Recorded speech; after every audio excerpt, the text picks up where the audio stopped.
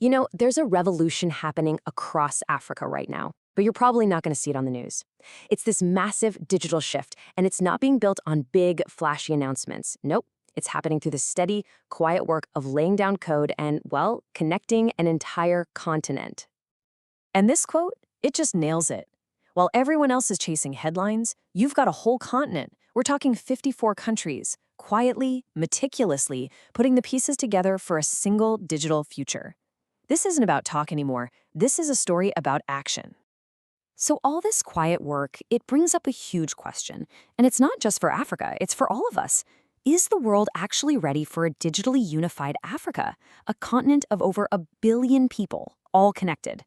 We're going to dig into that, and trust me, the answer is way more interesting than you might think. All right, so where did this all really start to click? Well, a lot of people point to the recent Transform Africa Summit in Conakry. It was a real turning point. You could just feel it in the air. The whole atmosphere was different. The conversations, they weren't about what could happen someday. They were about what was actively being built right now.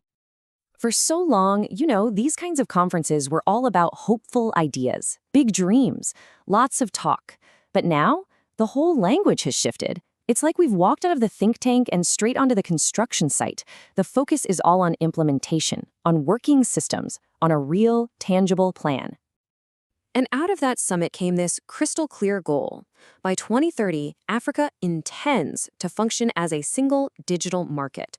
And you got to pay attention to that word intends, not hopes to or wishes to, intends. This means digital transformation is now being treated for what it is, essential infrastructure, just like roads or electricity.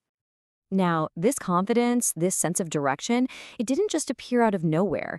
It's the result of something that, honestly, has been missing for a while. A really clear, coordinated strategy to take all these separate efforts, infuse them into one powerful, unified engine.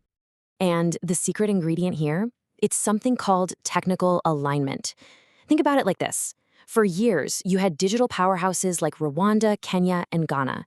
They were like these mighty rivers, each carving its own impressive path. But now, for the first time, those rivers are being intentionally channeled to flow together into one massive, shared ocean. And hey, this isn't just some abstract idea. It's actually happening. You've got the Youth Connect initiative building up the talent pipeline. The partnership with Visa is creating the financial rails needed for cross-border payments. And then there's the pilot program with Rwanda, Benin, and Ghana. They're laying the very first blocks for a continental ID system. These are real strategic moves. But maybe the biggest shift of all is in the mindset. The whole conversation has changed. It's not about catching up to the West or anyone else anymore. Not at all. Instead, the focus is on designing a digital future that is uniquely African, one that's built for its own people, its own economies. We're talking about the dawn of true digital sovereignty. Okay, so we've talked a lot of high-level strategy, but what does this actually mean for the average person on the ground? Well, it all boils down to one simple but incredibly powerful idea: getting rid of all those little exhausting frictions in everyday life. I mean, if you've ever tried to travel or do business across different African countries, you know exactly what I'm talking about. Your mobile wallet just stops working the minute you cross a border. You're constantly having to reprove who you are. And these aren't just small annoyances, right? They are huge barriers that a single digital market is meant to just completely tear down. For a small business owner, this is a total game changer. Just imagine a seller in Lusaka who can suddenly, seamlessly reach customers in Harare without having to completely rebuild their business model. When those digital borders come down, a local business can become a regional one, and a regional one can explode into a continental powerhouse. The potential is just massive. And the core solutions here are so simple in theory, but they're absolutely revolutionary in practice. The idea is that your phone number becomes your continental wallet. It just works everywhere. You have one person, one secure digital identity that's recognized across the board.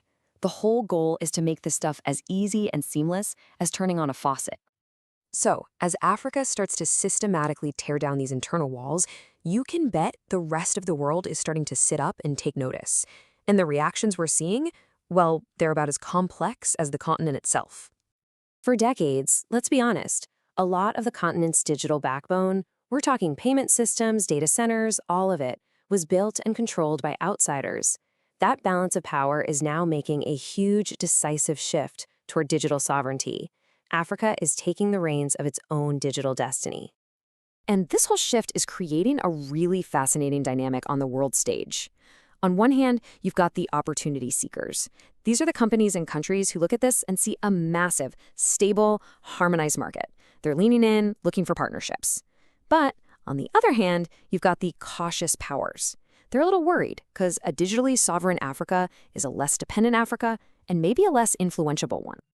You know, maybe the biggest clue that things are changing is in a language. Listen to how global institutions talk now.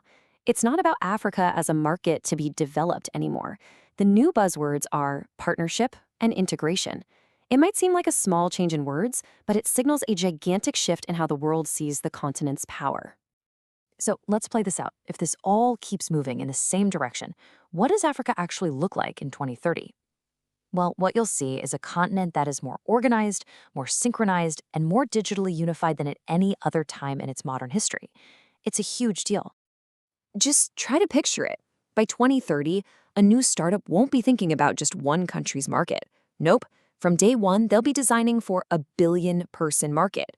A really effective cybersecurity role in one country, that becomes the template for everyone. Talent will just flow. A developer in Lagos could be working on projects from Cape Town to Casablanca, all inside one seamless digital space. And this really brings us full circle back to the whole idea of a quiet revolution. There's not going to be some big, dramatic ta-da moment. It's not going to work like that. Instead, the world is just going to gradually wake up one day and realize that the entire geopolitical and economic landscape has completely shifted right under its feet. Because think about it. When an entire continent's infrastructure, its ID systems, its payment networks are all working together, the rules of the game completely change. Suddenly, Africa has a kind of negotiating leverage it's never, ever had before. A giant global tech company can't just play one country off another anymore, not when they're facing a single continent-wide framework. The whole global chessboard shifts. Quietly for sure, but absolutely decisively. And that leaves us with one last really big question to chew on. This whole thing, it isn't just about Africa's future. It's about a new dynamic for the entire planet.